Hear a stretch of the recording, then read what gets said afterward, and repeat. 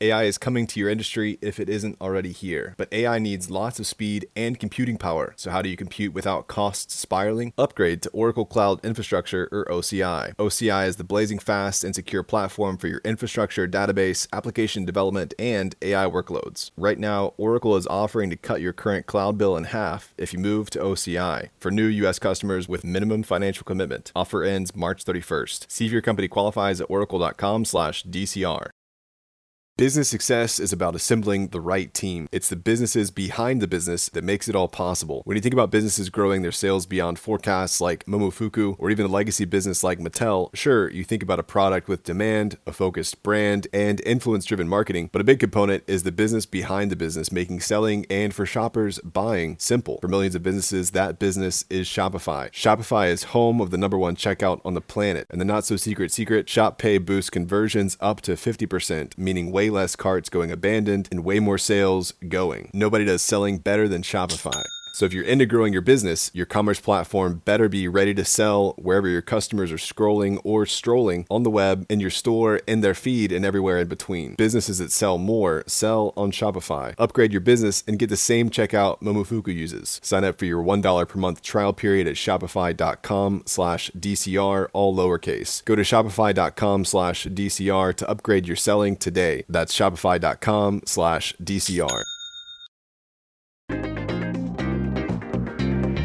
It's 8 a.m. Eastern, March 31st, and this is your daily crypto report. Bitcoin is down slightly at $82,032. ETH is up slightly at $1,812. XRP is up 0.5% at $2.07. Well, in February, a $700,000 Oracle manipulation exploit hit DeFi protocols on Ethereum L2 Sync, including Venus Protocol. The attacker used a flash loan to exploit Mountain Protocol's WUSDM, a wrapped yield-bearing stablecoin backed by U.S. Treasury bills. The exploit apparently stemmed from a lack of safeguards in the ERC 4626 standard against manipulated exchange rates when used in lending protocols. Chaos Labs postmortem said cross-chain oracles or capped oracle setup could have prevented it. Lending platforms like Curve Finance noted this is a common issue not unique to any one vault. Researchers and developers are calling for more advanced Oracle infrastructure and layered defenses to keep up with increasingly complex DeFi risks. Japan's financial services agency plans to reclassify crypto as a financial product by 2026, aiming to introduce tighter regulations, especially around insider trading and scams. Currently, crypto is treated as a settlement method under the Payment Services Act. The proposed shift would require not just exchanges, but also any companies soliciting crypto investments to register with regulators. Crypto would be in its own category, separate from traditional securities like stocks and bonds, but insider trading rules would be similar. The FSA also wants the new rules to apply to companies serving Japanese citizens, even if those companies are based overseas, though enforcement remains unclear. In January, the agency asked Apple and Google to block 5 unregistered foreign crypto exchanges in Japan. Japan has about 7.3 million active crypto trading accounts as of early 2025. Well, Elon Musk said the US government has no plans to use Dogecoin, clarifying that the Doge Federal Department and the meme coin are doing two very different things. Dogecoin dropped 3% in the past 24 hours. The confusion started after Musk renamed the Government Efficiency Commission to Doge based on online suggestions. The name and a brief appearance of Dogecoin's logo on the department's site led to speculation that the coin might be involved. The Department of Government Efficiency has targeted over a dozen agencies, including USAID and the IRS, leading to thousands of layoffs.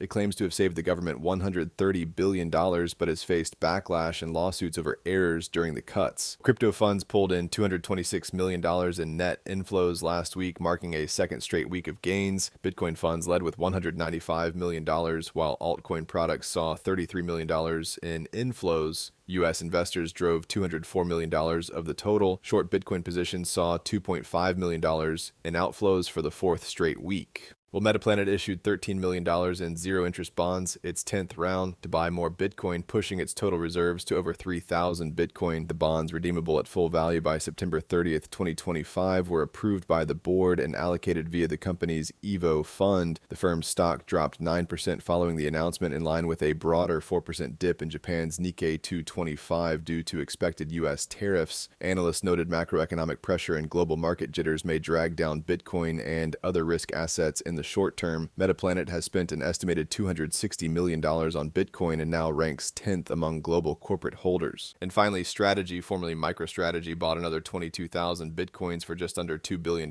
bringing total holdings to over 520,000 Bitcoins, over 2.5% of Bitcoin's total supply. That stash is now worth over $43 billion.